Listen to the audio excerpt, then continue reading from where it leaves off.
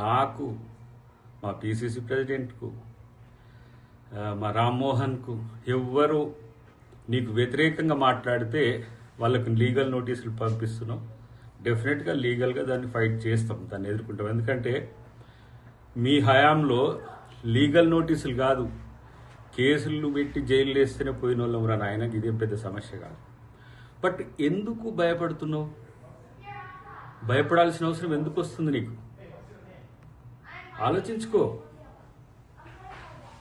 నువ్వు గత సంవత్సరంలోనే శివమొగ్గ పోయేటప్పుడు సెక్యూరిటీ ఆఫీస్లో పోలీస్ ఆఫీసర్ అని చెప్పి తలదాచుకున్నావో లేకపోతే అక్కడ ఉన్నావో ఆ సమాచారం ఉంది నాకు. బట్ నీవు పూజలకు పోతావు అది ఇది అనేది సరే, ఎవరైనా దాన్ని ఆహ్వానించాల్సిందే. పూజలు ఎవరు చేసుకొని చాలామందికి తెలియంది ఏంటంటే ఎక్కడైతే పవిత్ర క్షేత్రాలు ఉంటాయో అక్కడే ఈ క్షుద్ర శక్తులు కూడా ఉంటాయి. తాంత్రిక పూజలు, మాంత్రిక పూజలు చేసేటోళ్ళు. ఇలా రెండవసారి నువ్వు ఆ పూజలు చేస్తున్నవని మా దృష్టికి వస్తేనే దాన్ని ఇలా బహిర్గతం చేసిన పరిస్థితి. దానికి ఉలిక్కి పడుతున్నావు. నేను అంటున్నా, ఇలా కాళీ దగ్గరికి పోయినావు, అమ్మవారికి దగ్గరికి పోయినావు కదా, అమ్మ మీద ప్రమాణం చేసి నేను అక్కడ ఏ పూజలు చేయలేదని నువ్వు ప్రకటిస్తావా? సారిగా దేనికైనా సిద్ధమే. ఇక మావోడు ఒకడు ఉండు, ఫుల్ గుండు, గుడుంబ శంకర్. అఘోరకాళి ఎక్కడుందో లేదంటే శివమొగ్గ ఎక్కడుందో తెలియదు. శివమొగ్గ ఏమో కర్ణాటకలో ఉంది, అఘోరకాళి ఏమో తిరుచులో ఉంది. తిరువిల్ అంటారు. ఇలా గట్కేసర్ అఘోరకాళి టెంపుల్ గురించి మాట్లాడుతున్నావు. నువ్వు పొలిటికల్ కమిడియన్ మిస్టర్ ప్రవీణ్.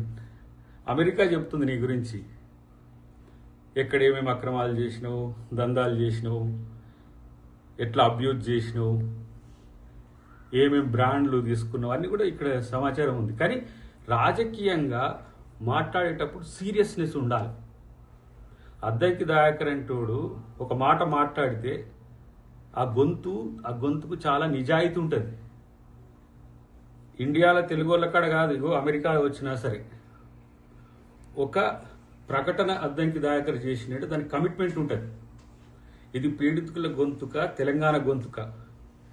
మీ మామ, నువ్వు, మీ బామ్మార్ది, మీ మరదలు తెలంగాణ జేఏసీ కూడా ఇంట్లో పండుకున్న రోజు తెలంగాణ కొరకు కొట్టాడింది. చూసుకో, ప్రణబ్ ముఖర్జీని అడ్డుకున్నది ఎవరో.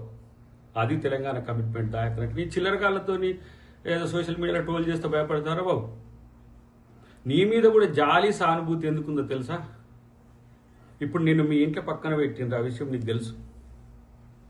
నువ్వు కూడా బాధితునివే. మరి బీజేపీలోకి పోతావు ఎటు పోతావు నాకు తెలియదు, కానీ అప్పుడే బీజేపీలో ఉండేటోళ్ళ యొక్క హావభావాలు వచ్చినాయి. ఈ ట్రోల్స్ చేసుడు, వాళ్ళ వీళ్ళతో చెప్పించి చేసుడు, ఇదంతా కూడా చిల్లర వేషాలు. ప్రత్యేకించి చెప్తున్నా, నువ్వు ఒకరోజు నాకు నా పార్టీలో టికెట్ రాని రోజు కూడా నువ్వు సానుభూతి చూపించినందుకు ఆ జాలి కూడా ఉన్నది. కానీ గీ కథలు ఏందిరా నాయన? బేతాళ మాంత్రికులు లెక్క, పాతాళ భైరవులు ఎస్వి రంగారావు లెక్క, లేదంటే జగదేకవీడు సినిమాలు అమరీష్ పూర్ లెక్క, ఇవన్నీ కథలు ఎందుకు? ఇలా ముఖ్యమంత్రి తెలంగాణ కొరకు ఏ విధంగా డెవలప్ చేయాలని ఇలా పోట్లాడుతున్నాడు. ప్రజల్ని ప్రేమించడం ఏంటి అనేది తెలుసుకోండి. కనీసం మీరు ఛిద్రం చేసిన తెలంగాణ రాజకీయ వ్యవస్థను, ఛిద్రం చేసిన ఆర్థిక వ్యవస్థను సరిదిద్దే పనిలో ఉంటే ముఖ్యమంత్రికి చెడ్డ పేరు రావాలి, వర్షాలు రావద్దు, ఇంకోటి ఏందో చేయొద్దు అని చెప్పి పిచ్చి పూజలు ఎందుకు చేస్తున్నారు? డెఫినెట్గా కట్టుబడి ఉంటాం. కోర్టుల మీద, చట్టాల మీద, రాజ్యాంగం మీద గౌరవం ఉన్న వ్యక్తులం, గుర్తుపెట్టుకో. ఏదో నువ్వేదో లీగల్ నోటీసులు పంపించగానే అబో అని చెప్పి భయపడేటోళ్ళం అనుకున్నావు. ఎక్కడ నాకు అర్థం కాలే. పిచ్చి ప్రేలాపనలు చాలామంది మాట్లాడుతున్నారు బయట. తస్మాత్ జాగ్రత్త. ఇట్లాంటి పనికి మాలిన చర్యలు చేసినప్పుడు మందలించాలి. ఏం అవసరం వచ్చింది నీకు?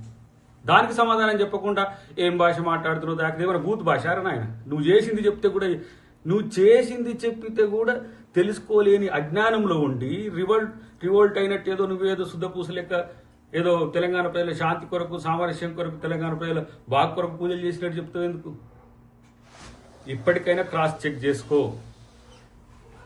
దానికి ఎందుకు చేసినవో అఘోరకాళి అమ్మవారి మీద ప్రమాణం చేసి చెప్పు నేను ఏ పూజలు చేయలేదని చెప్పి, లేదంటే తెలంగాణ సమాజానికి వ్యతిరేకం చేసినందుకు గట్కేసర్ అఘోరకాళి టెంపుల్ దగ్గర ముక్కు నేలకు రాయమని చెప్పి నేను డిమాండ్ చేస్తున్నా. అదే వాస్తవం కాకపోతే నీకు సారీ చెప్పడానికి దేనికైనా సిద్ధమైతే గుర్తుపెట్టుకో. కాంగ్రెస్ నాయకత్వం భయపడేది కాదు, తప్పుడు ప్రచారాలు చేసేది కాదు, తప్పుడు వ్యక్తులతో తప్పుడు